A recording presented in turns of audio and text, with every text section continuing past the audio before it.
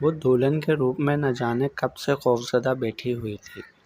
کچھ دیر قبل ہی اس کا نکاح ایک ایسے شخص سے ہوا تھا جسے وہ جانتی بھی نہیں تھی اور اس نے کبھی اس کو دیکھا بھی نہیں تھا۔ دیکھنا تو دور کی بات، اسے تو اس کا نام بھی نکاح کے وقت معلوم ہوا جب قاضی نے اس سے اس کی رائے پوچھی تھی۔ وہ اس گھر میں آ تو گئی تھی، لیکن اب اس کے ساتھ آگے کیا سلوک ہونے والا تھا یہ خدا ہی جانتا تھا۔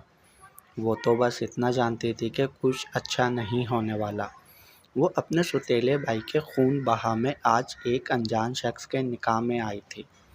سوتیلی ماں نے اسے اپنے بیٹے کی جان بچانے کے لیے روایتوں کی بھینٹ چڑھا دیا تھا۔ ماں تو سوتیلی تھی، لیکن باپ تو سگا تھا۔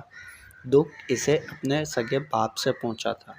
حالانکہ باپ نے دوسری شادی کے بعد اس کے سر پر کبھی شفقت کا ہاتھ نہیں رکھا تھا، لیکن پھر بھی اسے اپنے والد سے اس ظلم کی توقع نہ تھی۔ وہ پڑھی لکھی لڑکی تھی، اس نے BA کیا تھا، لیکن یہ تعلیم بھی اسے نہ بچا سکی۔ وہ اپنی سوچوں میں مستغرق کہ ایک دم دھڑم سے دروازہ کھلا۔ شامیر اندر داخل ہوا۔ شامیر نے اپنے گلے میں پہنا ہوا پھولوں کا ہار بے دردی سے نوچ پھینکا تو وہ دیکھ کر مزید خوفزدہ ہو گئی۔ شامیر چلتا ہوا اس کے قریب آیا اور اسے بازو سے پکڑ کر اٹھایا۔ کس نے تمہیں میرے کمرے میں بٹھا دیا؟ نکلو یہاں سے، میں تمہیں اپنی نظروں کے سامنے برداشت نہیں کر سکتا۔ تو میرے بھائی کے قاتل کی بہن ہو۔ شامیر غصے سے دھاڑا اور اسے بازو سے کھینچ کر دروازے تک لایا۔ وہ بیچاری اپنی بے بسی پر ماتم کنا تھی۔ اس نے دکھ اور کرب کے ساتھ ایک نظر اپنے شوہر پر ڈالی۔ شامیر سفید رنگ کے سوٹ میں سیاہ رنگ کا واس کوٹ پہنے بہت ہی وجیح نظر آ رہا تھا، لیکن اس وقت غصے سے بھرا ہوا تھا۔ شامیر نے اسے باہر برآمدے میں پٹک دیا۔ نیچے مٹی تھی، وہ مٹی میں گر گئی۔ شامیر، یہ کیا طریقہ ہے؟ اس کی ماں ساجدہ نے کہا، جو کہ باہر عورتوں کے ساتھ بیٹھی ہوئی تھی۔ اماں، آپ نے اسے میرے کمرے میں کیوں بٹھا دیا؟ میں اس کی شکل تک نہیں دیکھنا چاہتا، شامیر نے غصے سے اپنی ماں سے کہا۔ وہاں پر موجود عورتوں نے دلہن کی شکل کی طرف دیکھا، جو اپنی بڑی بڑی آنکھوں سے حیرت سے سب کو دیکھ رہی تھی۔ اپنی جھیل سی آنکھوں اور مڑی ہوئی گھنی پلکوں کے ساتھ وہ سب کو حیرت سے دیکھ رہی تھی۔ وہ حسن کے تمام ہتھیاروں سے لیس تھی۔ دھکا دینے کی وجہ سے اس کے سیاہ بال جوڑے سے کھل کر شانوں پر بکھر گئے تھے۔ اس کا دوپٹہ تو دروازے میں ہی اٹک کر اس کے سر سے اتر چکا تھا۔ اماں، میں نے ابا سے کہا تھا مجھے قاتل کی بہن نہیں، قاتل چاہیے، لیکن میری کسی نے نہیں سنی، شامیر بولا۔ بیٹا، یہ ہمارا نہیں، سرداروں کا فیصلہ تھا، اور سرداروں کا فیصلہ ہمیں ہر حال میں ماننا ہی تھا، ساجدہ نے کہا۔ ہم سرداروں کے نوکر نہیں ہیں اماں، ہم بھی اچھے خاصے زمیندار ہیں، بھکاری ہم بھی نہیں ہیں کہ کسی کے آگے سر جھکائیں، وہ چیخ کر بولا۔ بیٹا، اس کے بھائی نے تمہارے بھائی کو جان بوجھ کر نہیں مارا، وہ غلطی سے مرا، کوئی قبائلی جھگڑا تو نہیں تھا ہمارا ان لوگوں کے ساتھ، بس ایک غلطی تھی، شامیر کی چچی سکینہ نے کہا۔ غلطی؟ اس کے بھائی نے میرے بھائی کے سر پر اتنی زور سے ڈنڈا مارا کہ وہ اسی وقت جان بحق ہو گیا، اور آپ کہہ رہی ہیں کہ یہ غلطی ہے؟ چاچی، یہ غلطی نہیں، یہ خون ہے، خون۔ شامیر کا غصہ عروج پر تھا۔ ایمان ابھی تک مٹی میں گری پڑی تھی، نہ اسے اٹھنے کی ہمت ہو رہی تھی اور نہ کسی نے اسے اٹھانے کی زحمت کی تھی اب تک۔ یہ اس کی شادی کی پہلی رات تھی، جس کے لیے لڑکیاں ہزاروں سپنے سجا کر اپنے پیا دیش سدھارتی ہیں۔ اتنا برا سلوک کوئی دشمن نہیں کر سکتا، اور ہاں، وہ دشمنوں کے پاس ہی آئی تھی۔ وہاں موجود ایک خاتون کو ترس آ گیا۔ وہ اٹھی اور ایمان کو اٹھایا۔ شامیر، تھوڑا خدا ترسی کرو، خدا کے عذاب سے ڈرو بیٹا، اس بیچاری کا کیا قصور ہے اس سارے معاملے میں؟ زرینہ بی بی نے ایمان کو اٹھاتے ہوئے کہا۔ بس کر دیں زرینہ چاچی، اگر آپ کا بیٹا اس طرح مارا گیا ہوتا نا تو آپ ایسا نہ کہتیں، شامیر کہتا ہوا باہر نکل گیا۔ زرینہ نے ایمان کو دوسرے کمرے میں چرپائی پر بٹھا دیا۔ دیکھو بیٹا، ابھی اس وقت شامیر بہت غصے میں ہے، لیکن وقت کے ساتھ ساتھ اس کا غصہ کم ہو جائے گا۔ وہ تمہارا شوہر ہے، تم سے زیادہ دیر دور نہیں رہ سکتا۔ تم ہو ہی اتنی خوبصورت کہ وہ کسی نہ کسی دن تمہاری محبت میں ضرور گرفتار ہو جائے گا، بس تمہیں ہمت نہیں ہارنی۔ زرینہ نے پیار سے سمجھایا، لیکن ایمان کی سمجھ میں کچھ بھی نہیں آ رہا تھا۔ وہ تو خوف سے اس قدر کانپ رہی تھی کہ اسے کوئی ہوش ہی نہیں تھا۔ زرینہ اسے کمرے میں بٹھا کر چلی گئی۔ اسے کسی نے پانی اور کھانے تک کا نہ پوچھا تھا۔ اس کا گلا خشک ہو رہا تھا، اسے پانی کی اشد ضرورت تھی۔ اس نے صبح سے کچھ نہیں کھایا تھا، بھوک کے مارے اسے چکر آ رہے تھے۔ کافی دیر کے بعد سکینہ کو احساس ہوا تو ایمان کے لیے کھانا لے کر آئی۔ لڑکی، کھانا کھا لو، تم نے صبح سے کچھ نہیں کھایا۔ ہم بھی انسان ہیں، ظالم نہیں ہیں۔ ظلم تو ہمارے خاندان کے ساتھ ہوا تھا، پر خیر اب حساب برابر ہو گیا، سکینہ بی بی نے کہا۔ سکینہ بی بی کے جانے کے بعد اس نے نوالا منہ میں لیا تو زندگی کا احساس ہوا۔ بھوک بہت بری چیز ہے۔ کھانا کھانے کے بعد اس میں کچھ توانائی آئی۔ پانی بھی سامنے پڑا تھا، اس نے پی لیا۔ اب وہ سوچ رہی تھی کہ کیا اسے آج رات اس کمرے میں اکیلا سونا پڑے گا، جس میں صرف ایک چارپائی رکھی ہوئی تھی اور ایک لحاف تھا۔ شامر کے کمرے میں سونے سے زیادہ اسے یہاں سونا بہتر لگ رہا تھا۔ اس کے دل میں شامر کا خوف آج سے ہی بیٹھ گیا تھا۔ اس طرح کا سلوک تو کوئی کسی جانور کے ساتھ بھی نہیں کرتا ہے، جیسا اس کے شوہر نے اس کے ساتھ کیا۔ شامر کی جگہ اگر کوئی اور ہوتا تو آج ایمان کی ہمراہی پا کر ہواؤں میں اڑ رہا ہوتا، کیونکہ وہ تھی اتنی پیاری، پڑھی لکھی، سلجھی ہوئی۔ وہ سوچتی سوچتی سو گئی۔ صبح سویرے ساجدہ نے آ کر اسے اٹھایا۔ اٹھو بی بی، کام پر لگ جاؤ، میں اکیلی بوڑھی عورت ہوں۔ اس دن کے انتظار میں تھی کہ بہو آئے گی تو سارا گھر سنبھال لے گی۔ بہو بھی آئی تو ایسے شخص کی بہن جس نے میری کوکھ اجاڑ دی۔ اٹھو اب کام پر لگ جاؤ، کوئی من چاہی دلہن نہیں ہو تم جو اس طرح پڑی ہوئی ہو۔ ساجدہ کہہ کر باہر نکل گئی۔ وہ اپنا بھاری بھرکم فراق سنبھالتے ہوئے اٹھی جو اس کی شادی کا جوڑا تھا۔ رات اسے لباس تبدیل کرنے کا موقع نہیں ملا تھا۔ اس کے کپڑوں کا چھوٹا سا بیگ شامر کے کمرے میں تھا۔ اب اسے ہر حال میں یہ لباس تبدیل کرنا تھا، کیونکہ اس بھاری بھرکم جوڑے کے ساتھ وہ کام نہیں کر سکتی تھی۔ اس کام کے لیے اسے شامر کے کمرے میں جانا تھا۔ وہ یقیناً اس وقت سو رہا ہوگا۔ ایمان بے حد خوفزدہ تھی۔ وہ اٹھی اور آرام سے اس کے کمرے کا دروازہ کھولا۔ کمرے میں اندھیرا تھا۔ تھوڑی دیر بعد کھڑکی سے آنے والی ہلکی سی روشنی میں بیگ نظر آ گیا۔ شامر بیڈ پر سو رہا تھا۔ وہ آرام سے چلتی ہوئی بیگ تک آئی۔ اس کی پوری کوشش یہی تھی کہ شامر کی نیند خراب نہ ہو۔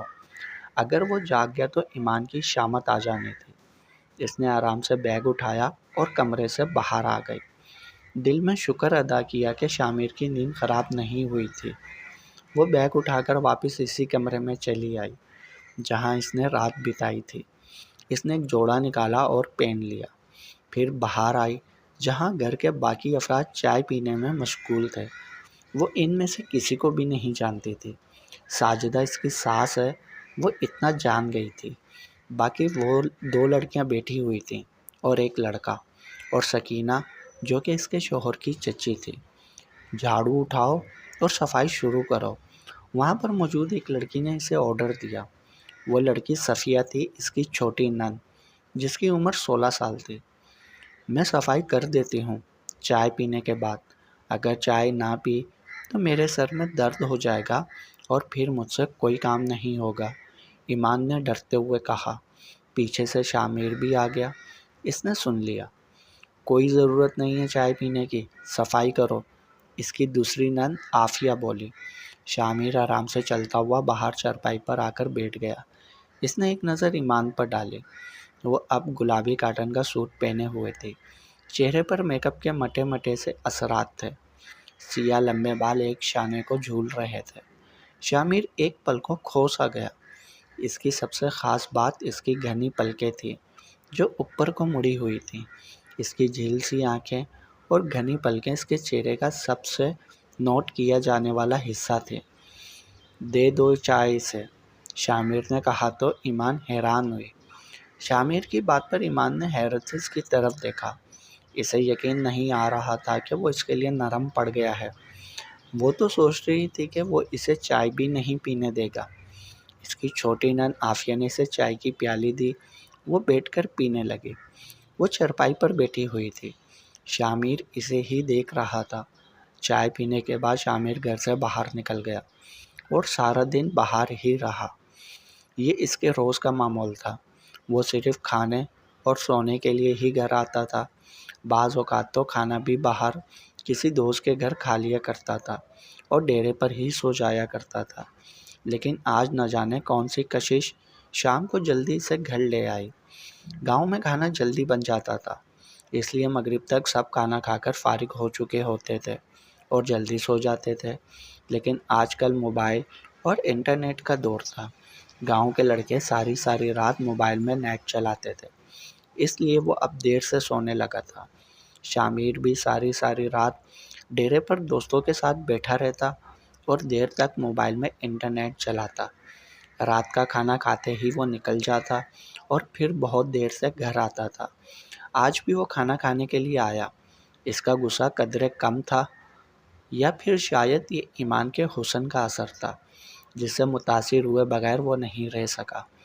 کھانا کھانے کے بعد وہ کمرے میں آیا، پھر کچھ سوچ کر ایمان کے پاس گیا جو دوسرے کمرے میں چرپائی پر اکیلے بیٹھی ہوئی کچھ سوچ رہی تھی۔ میرے کمرے میں آؤ، شامر نے ایمان کو کہا اور اپنے کمرے میں چلا گیا۔ ایمان کی تو جیسے سن کر جان ہی نکل گئی۔ وہ کمرے کی طرف بڑھنے لگی۔ اس کے قدم من من کے ہو رہے تھے۔ وہ سوچ رہی تھی نہ جانے کیا بات ہے، کہیں وہ پھر سے مارنے نہ لگ جائے اسے۔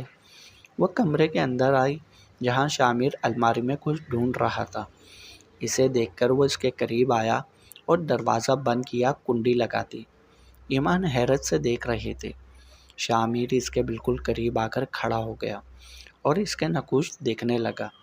اس کی پلکیں جھکی ہوئی تھیں اور بہت گھنی اور خوبصورت تھی، لیکن خوف کے مارے اس کی پلکیں بھی لرز رہی تھیں۔ پھر شامر کی نظر اس کے بالوں پر گئی جو ایک شانے کو ڈھلکے ہوئے تھے۔ اس کے بال بہت خوبصورت اور لمبے تھے۔ شامر نے اس کے آگے کی ایک لٹ اپنے ہاتھوں میں لی تو اس نے نظر اٹھا کر شامر کو دیکھا۔ ایمان حیرت سے اسے دیکھ رہی تھی، سوچ رہی تھی کیا وہ نرم پڑ رہا ہے۔ وہ خوفزدہ تو بہت تھی، لیکن اندر اندر اسے اطمینان بھی آ رہا تھا۔ شامر شاید اسے بیوی کے روپ میں قبول کرنے لگا ہے۔ شامر نے اس کا ہاتھ پکڑا اور اسے بیڈ تک لے آیا، اسے بٹھایا اور اسے دیکھنے لگا۔ اس نے اپنی زندگی میں اتنی حسین لڑکی نہیں دیکھی تھی، لڑکی بھی وہ جو اس کے لیے جائز تھی۔ حسین تو بہت ہو، شامر نے اس کی آنکھوں میں جھانک کر کہا۔ ایمان روایتی بیوی کی طرح دل ہی دل میں اس تعریف پر خوش ہوئی تھی۔ اس کی پلکیں ابھی بھی جھکی ہوئی تھیں اور شامر بس اس کے حسن میں حیران ہو کر رہ گیا تھا۔ پڑھی لکھی ہو؟ شامر نے پوچھا تو ایمان نے اثبات میں سر ہلایا۔ کتنا؟ اس نے اگلا سوال کیا۔ گریجویٹ ہوں، پرائیویٹ BA کیا ہے، ایمان لرزتی ہوئی آواز میں بولی۔ شہر میں رہتی تھی؟ شامر نے پوچھا۔ شہر میں چھوٹی سی کالونی تھی، وہاں کے مقامی اسکول اور کالج سے تعلیم حاصل کی، ایمان نے بتایا۔ وہ اب قدرے پرسکون تھی۔ کل جو ہوا اس کے لیے معافی چاہتا ہوں، بس غصہ آ گیا تھا، شامر نے کہا تو وہ حیران ہوئے۔ اسے یقین نہیں آ رہا تھا کہ وہ اپنی غلطی تسلیم کر رہا ہے، اس سے معافی بھی مانگ رہا ہے۔ کوئی بات نہیں، ایمان نے کہا۔ غصہ تو ابھی بھی اس کے دل میں بہت تھا، لیکن اس نے ابھی اپنا غصہ ایک طرف رکھ دیا تھا۔ ہر مرد کی طرح وہ بھی ایک عورت کے حسن پر فدا ہونے لگا تھا۔ حسن ایک واحد ہتھیار تھا ایمان کے پاس۔ شامر نے اسے اپنے حصار میں لیا کہ اچانک اس کا فون بجا۔ کہاں ہے یار؟ یہاں پر محفل جمی ہوئی ہے، ہم سب دوستوں نے چائے بنائی ہے، انٹرنیٹ بھی چل رہا ہے، آجو گپ شپ لگاتے ہیں، بہت مزہ ہے، آگ بھی جلائی ہوئی ہے، آگے سے اس کے دوست قاسم نے کہا۔ شامر نے ایک نظر ایمان کو دیکھا اور سوچ میں پڑ گیا۔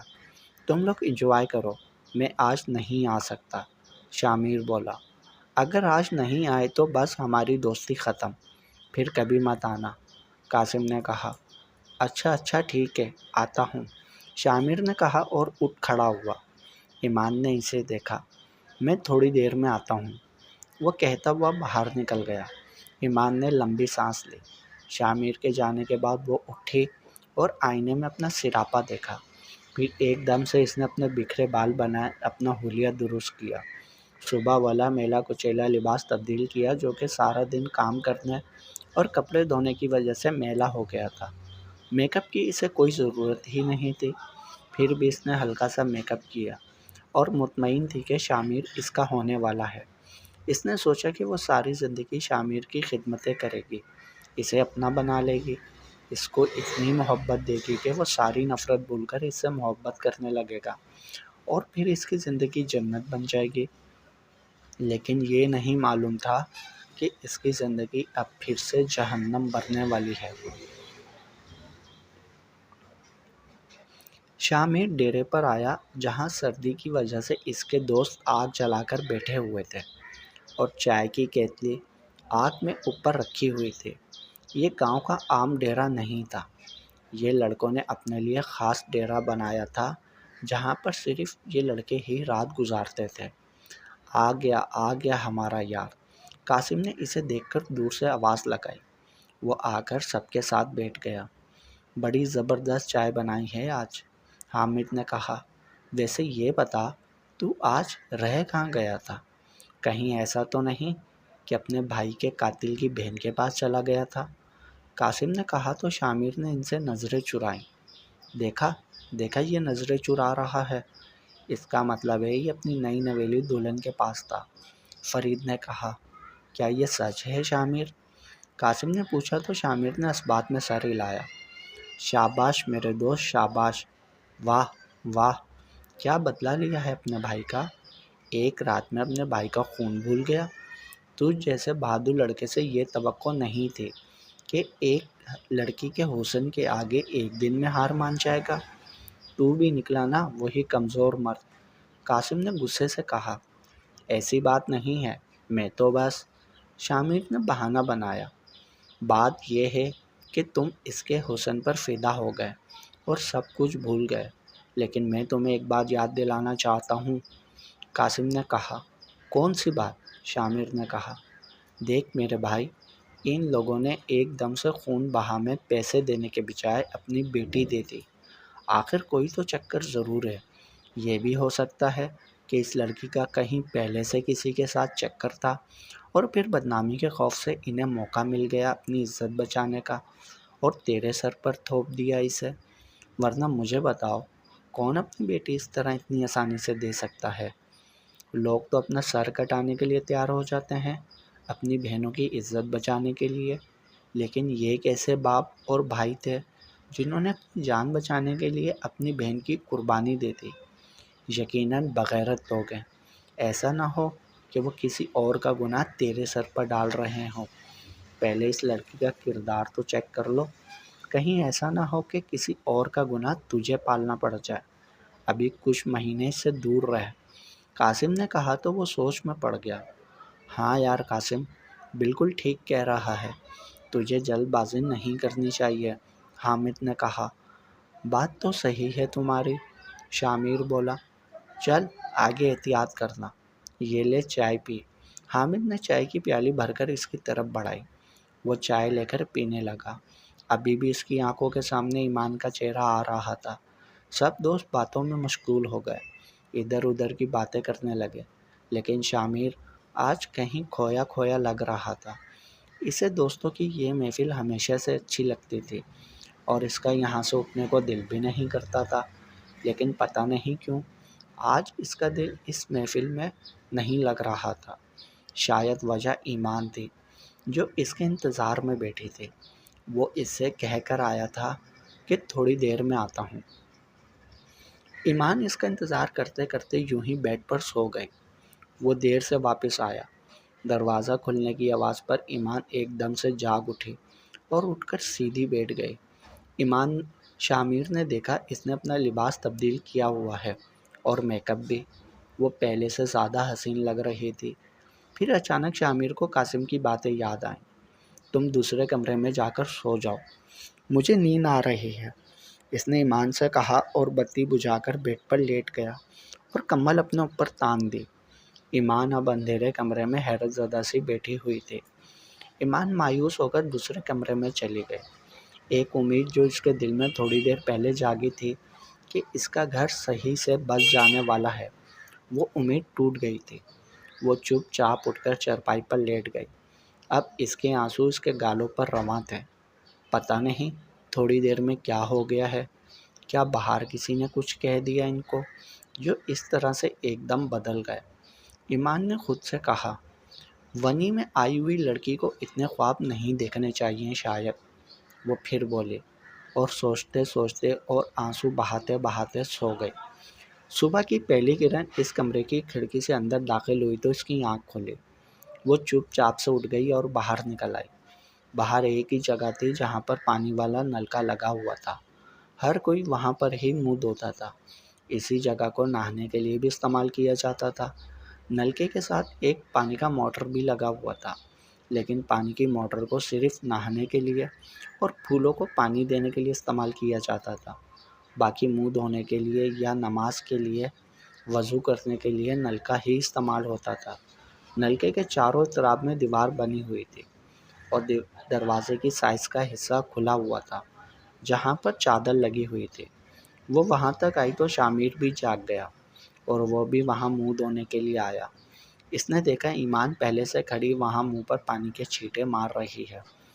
دوستوں کی باتوں کی وجہ سے اس کا دل ایمان سے ایک دم سے ہی اچاٹ ہو گیا تھا اور طبیعت میں بیزاری واضح دکھائی دے رہی تھی۔ ایمان نے اسے دیکھا تو پانی گرانا شروع کیا تاکہ وہ منہ دھو سکے۔ ہٹو، میں خود کر لوں گا، شامر نے غصے سے کہا تو ایمان وہاں سے چلی گئی۔ پھر وہ مٹی سے بنے چولہے کے قریب آئی جہاں چائے رکھی ہوئی تھی۔ باقی سب بھی وہاں بیٹھ کے چائے پی رہے تھے۔ چائے پینے کے بعد ایمان نے جھاڑو اٹھایا اور صفائی شروع کی۔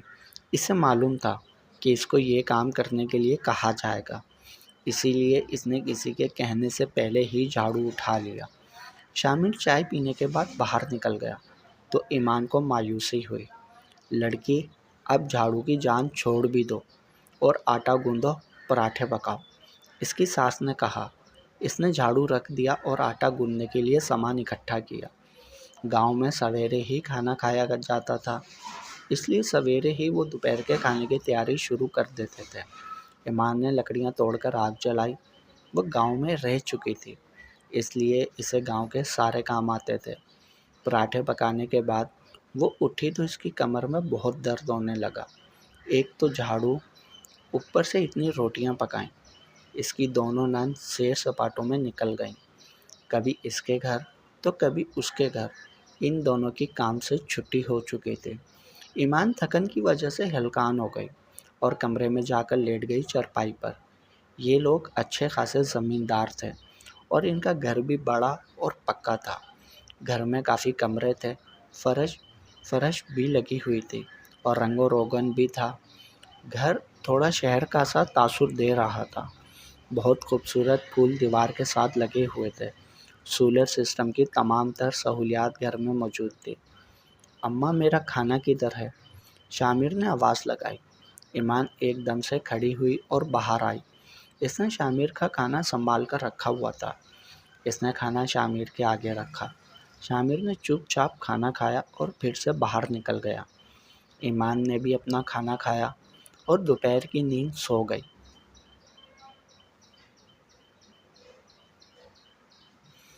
شامر حسب معمول اپنے دوستوں کے ساتھ اپنے خاص ڈیرے پر بیٹھا ہوا تھا۔ اس کے دوستوں کا مقصد اب صرف ایمان کو ڈسکس کرنا تھا۔ حقیقت میں اس کے سارے دوستوں کو ایمان میں بہت زیادہ دلچسپی تھی۔ وہ بہانے بہانے سے ایمان کے بارے میں پوچھتے تھے شامر سے۔ ان سب نے سن رکھا تھا کہ خون بہا میں آنے والی لڑکی بہت حسین ہے۔ وہ سب اسے دیکھنا چاہتے تھے لیکن شامر کی غیرت کی وجہ سے چپ تھے۔ شامر کے گھر کے سامنے سے کوئی بھی لڑکا گزر نہیں سکتا تھا۔ وہ اس قدر سخت تھا، اگر کوئی بھولے بھٹکے سے اس کے گھر کے سامنے آ کر کھڑا ہو جائے تو شامر بنا کوئی لحاظ کیے مار مار کر اس کی درگت بنا دیتا تھا۔ یار سنا ہے تیری بیوی شہر میں بھی رہتی تھی؟ حامد نے موضوع چھیڑا۔ ہاں، موبائل پر گیم کھیلتے ہوئے شامر نے مختصر سا جواب دیا۔ پھر تو ضرور تیری بیوی کے پاس موبائل بھی ہوگا، قاسم نے کہا۔ پتہ نہیں، میں نے نہیں دیکھا، اسے آئے ہوئے 2 دن ہی ہوئے ہیں، میں نے زیادہ غور نہیں کیا۔ شامر نے موبائل سے سر اٹھائے بغیر ہی جواب دیا۔ یہ جو شہر کی لڑکیاں ہوتی ہیں نا، ان کے پاس موبائل بھی ہوتا ہے اور موبائل میں ان کے بڑے چکر بھی ہوتے ہیں۔ تو دھیان رکھنا اس بات کا، اگر کوئی رانگ نمبر سے کال وغیرہ آئے اور بات نہ کرے تو سمجھ جانا کہ اس کا کوئی پرانا عاشق بھی ہو سکتا ہے۔ حامد نے کہا تو شامر نے اسے غصے سے گھورا۔ زبان سنبھال کر بات کر ذرا دوستو، اس کا مطلب یہ نہیں کہ کچھ بھی بول دو۔ شامر تھوڑا سخت ہوا۔ ہم تو تیرے بھلے کے لیے کہتے ہیں، جو کچھ بھی کہتے ہیں۔ اگر تجھے ہماری باتیں بری لگتی ہیں تو ٹھیک ہے، آئندہ کچھ بھی نہیں کہیں گے۔ حامد اور قاسم دونوں کہہ کر اٹھنے لگے تو شامر نے انہیں روک لیا۔ بیٹھ جاؤ، ایسے ہی ایک بات کی تھی میں نے، ناراض ہونے کی ضرورت نہیں ہے، شامر نے کہا تو وہ دونوں بیٹھ گئے۔ شام کو شامر گھر واپس آیا تو اسے حامد اور قاسم کی باتیں یاد نہیں تھی، لیکن پھر کہیں سے باہر موبائل کے بجنے کی آواز آ رہی تھی۔ اس نے دیکھا تو ایک موبائل پڑا ہوا تھا کمرے میں جہاں ایمان رہتی تھی۔ یہ تمہارا موبائل ہے؟ اس نے ایمان سے پوچھا تو ایمان نے اس بات میں سر ہلایا۔ شامر نے کال اٹینڈ کی، آگے سے اس کی کوئی سہیلی تھی۔ شامر نے چپ چاپ موبائل ایمان کے حوالے کر دیا۔ ایمان اپنی سہیلی سے باتیں کرنے لگے۔ اگلے روز پھر ایمان کا موبائل بجا اور بجتا ہی رہا۔ شامر نے کال اٹینڈ کی مگر آگے سے کوئی بول ہی نہیں رہا تھا۔ شامر ہیلو ہیلو کرتا رہ گیا لیکن آگے سے ہنوز خاموشی تھی۔ نمبر بھی سیف نہیں تھا، کوئی ان نون نمبر تھا۔ پھر شامر کو اپنے دوستوں کی باتیں یاد آئیں۔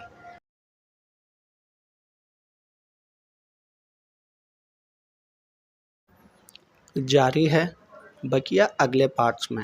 تمام پارٹس پڑھنے کے لیے چینل کو سبسکرائب کریں، لائک ضرور کیا کریں اور کمنٹس میں اپنی رائے بھی بتائیں۔ یہ ناول آپ کو کیسا لگ رہا ہے؟ اس ناول کی بھی روزانہ ایک ایپیسوڈ پوسٹ ہوا کرے گی اور پچھلے ناول کی تمام کمپلیٹ ایپیسوڈز ہمارے چینل کی پلے لسٹ میں موجود ہیں۔